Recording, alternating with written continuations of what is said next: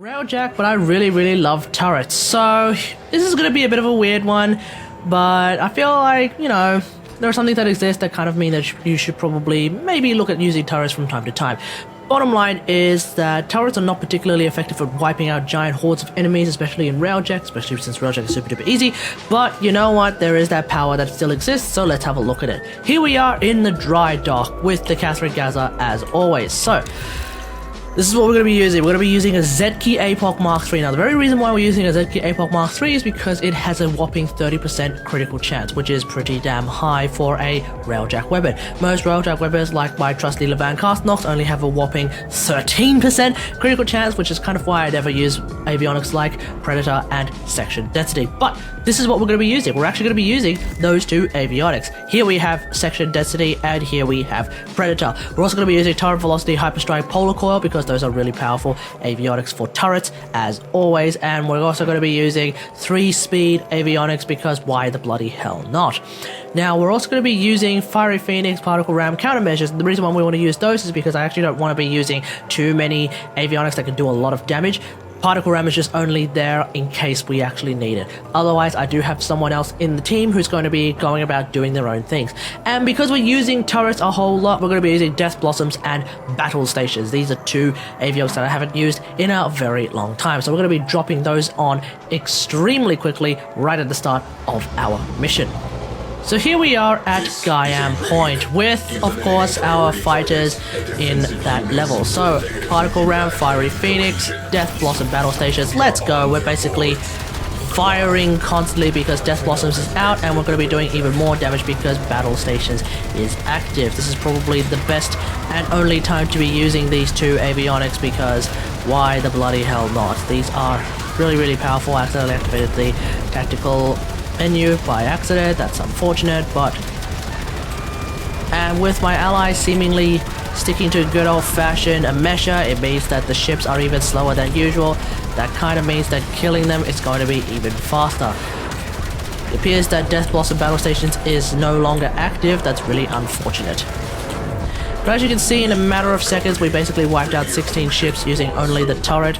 No real use of my particle ram. I don't think I even got close enough to hit any of them.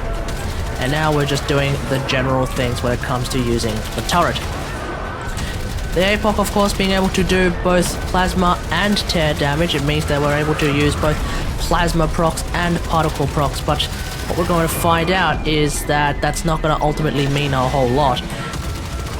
Of course, I do have my forward artillery avionic active, which means the forward artillery cannon will still be able to destroy a cruise ship, no worries.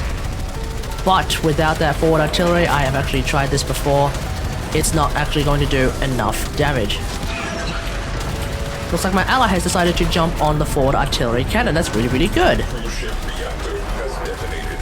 How much time do we have? 2 minutes 8, 1 minute 29. So we're actually going to be waiting for both Death Blossom and Battle Stations to come back together. And like I said in the Death Blossom Battle Stations video, which I actually did together, despite the fact that they're both technically separate tactical avionics, I really feel like Death Blossom and Battle Stations should just be put together as one particularly powerful tactical avionic for turret lovers. And with that, you can then go whole ham and just activate one battle avionic, or rather one tactical avionic, and just make your turrets really powerful for a period of time before they go back onto cooldown for around about 2 minutes. Will that happen in RAILJACK Revisited Part 2? I guess we will find out. He's going for it. Nice, good job.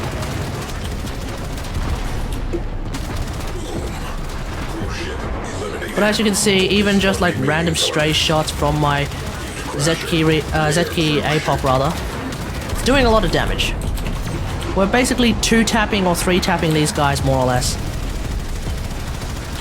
But of course, if you decide to use abilities over turrets, you're going to be wiping these guys out a lot faster. I don't think I need to be the one that tells you, because I've already shown you this in various videos, or various stream highlights rather.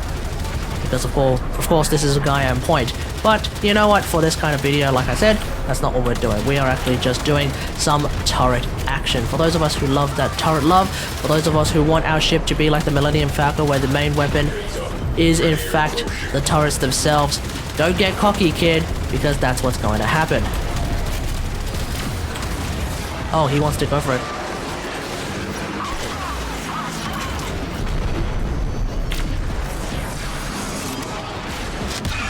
Oh, he missed. That is extremely unfortunate. So the Zeki APOC actually has a pretty decent amount of status chance. So the APOC has given us 5 plasma procs and I believe 7 tear procs. So we should be, 6 plasma procs even. So we should be doing even more damage. 48,000 damage, that's lower than expected. Interesting. The great thing about the APOC as well, much the same way it's the great thing about the Carsonox, Photor, even Pulsar, is that it is a fast-firing weapon. Resolved.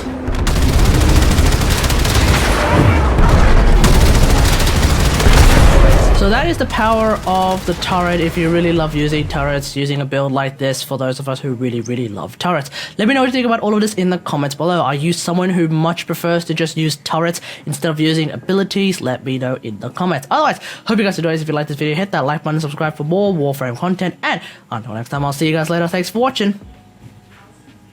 Bye.